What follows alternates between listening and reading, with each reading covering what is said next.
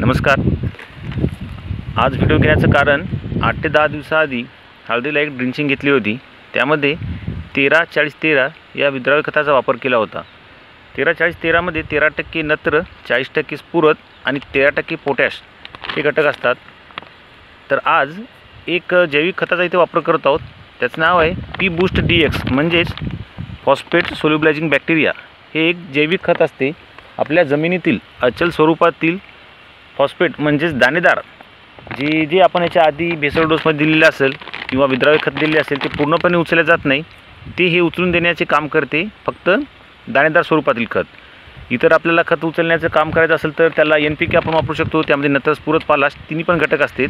किंवा K-लिफ्ट DX नावाने मिळते, ते पोटॅश उचलून देण्याचं काम करत असते. सध्या स्फुरदची आवश्यकता खूप जास्त प्रमाणात असल्यामुळे हळदीला किंवा जे 8 ते 10 महिन्याची पिकं असते 3.5-4 महिने झाले की त्याला स्फुरदची आवश्यकता असते. त्यामुळे आम्ही इथे P boost DX phosphate solubilising बॅक्टेरियाचा वापर करत आहोत. या खताचा फायदा असा होतो की जमिनीतील अचल स्वरूपातील खतं पूर्णपणे हे पिकाला उपलब्ध करून मिळतात. सोबत तंतुमय मुळांचा विकास होते आणि याच्या वापराने आपण 20 ते 25% आपण जे बल्क फर्टिलायझर देत असतो ते आपण कमी पण करू शकतो.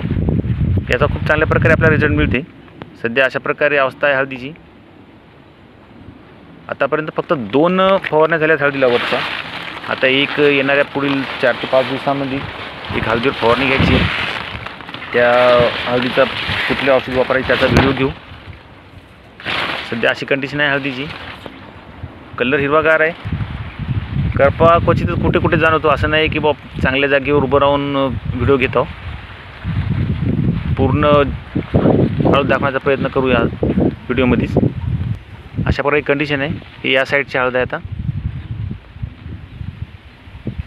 थोडं झूम करून दाखवण्याचा प्रयत्न करतो. अगदी कुठे कुठे कोण्या पानावर करपा दिसते. तेवढा सरासरी प्रत्येक हळदीवर जाणवतेच. नकळत असल्यासारखंच आहे. पण कंडिशन सध्या हळदीची खूप चांगली आहे. आता येणाऱ्या 4-5 दिवसांमध्ये एक फवारणी घेऊ. त्या फवारणीमध्ये औषध कुठले वापरायचे त्याची माहिती देण्याचा प्रयत्न करतो नंतर.